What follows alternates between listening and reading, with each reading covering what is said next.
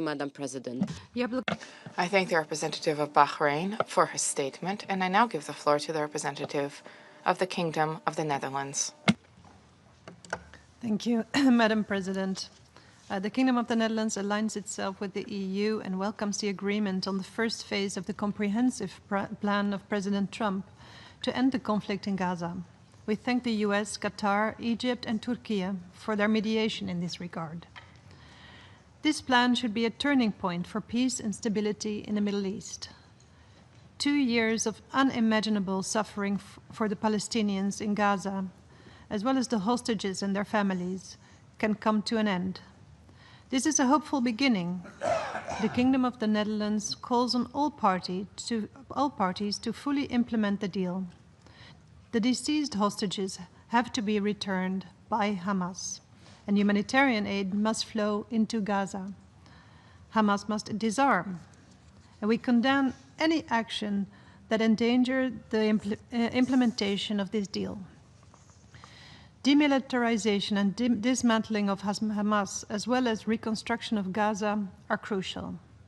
Together with Egypt and others, the Kingdom of the Netherlands will be co-hosting a reconstruction conference in Cairo. We must also remain aware of the situation on the West Bank. The Kingdom of the Netherlands condemns plans and actions that undermine the right of self-determination of the Palestinian people and reject any plans that allude towards annexation. We call upon the Palestinian Authority to reform and call on Israel to release withheld clearance revenues. We reiterate our call for independent investigations into violations of international law. The Kingdom of the Netherlands will continue to strive for a lasting solution that has the support of both parties, for which the two-state solution remains the basis. The recent New York Declaration is an important step towards this goal. We must pursue peace, stability, and justice. I thank you. I thank the representative of the Kingdom of the Netherlands for her statement, and I give the floor to the representative of Sri Lanka. Thank you, Madam President. Sri Lanka aligns itself with the statement delivered by Uganda on behalf of the non-aligned movement. We thank the Russian Federation for convening this open debate and for its stewardship of the Council's work on a matter that is essential to international peace and security. Madam President, after 2 years of profound human suffering, a renewed sense of hope has emerged with the ceasefire in Gaza. The region has endured far too much suffering. It brings us great relief to witness families reunited, displaced persons and hostages returning home, and much-needed humanitarian assistance entering Gaza. These steps must mark crucial progress, but there remains much work to do to achieve a just and lasting peace. We must build on this momentum with renewed political courage. We commend the significant efforts led by the President of the United States of America and the tireless mediation by the Arab Republic of Egypt, the State of Qatar, and the Republic of Turkey, as well as the support extended by the broader international community in achieving this first phase of the ceasefire. However, we regret to witness the breach of this hard-earned ceasefire. Such actions will not benefit the general public in both Palestine and Israel, who are experiencing much-needed breathing space, following the mayhem that they have encountered over the last 2 years. In this context, we urge all parties to adhere fully to the terms of the ceasefire and to ensure that it becomes a durable bridge towards a permanent end to the bloodshed and suffering.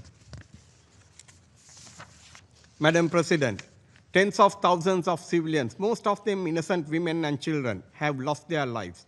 The devastation of homes, hospitals, and schools, and the collapse of essential services defy comprehension.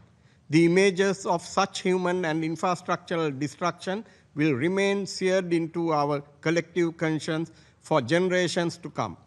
Healing must be all-encompassing, requiring not only the rebuilding of physical structures, but also the restoration of dignity, security, and trust. The people of Gaza must be supported in this effort through immediate humanitarian aid, medical and psychosocial support, and the long-term reconstruction of essential infrastructure. Madam President, the situation in Gaza remains deeply distressing. Sri Lanka recognizes the Palestinian people's inalienable right to their own state and reiterates the importance of the early implementation of the UN General Assembly resolutions regarding a two-state solution on the basis of the 1967 borders. It is time for the international community to act decisively to bring an end to the suffering of millions. The humanitarian tragedy in Gaza only makes more urgent the need for restraint and honest dialogue. Madam President, international community must unite around the shared principles of humanity, justice, and peace. We must support the Palestinian and Israeli peoples in prioritizing peace. We hope that the ceasefire will be the first step towards a lasting peace, one in which both Israel and Palestine live peacefully side by side, and the children of both nations are free to reach their full potential and thrive. I thank you, President. I thank the representative of Sri Lanka for his statement, and I give the floor to the representative of His Excellency, Mr. Majid Abdelaziz, the permanent observer for the permanent observer mission of the League of Arab States to the United Nations. Shukran.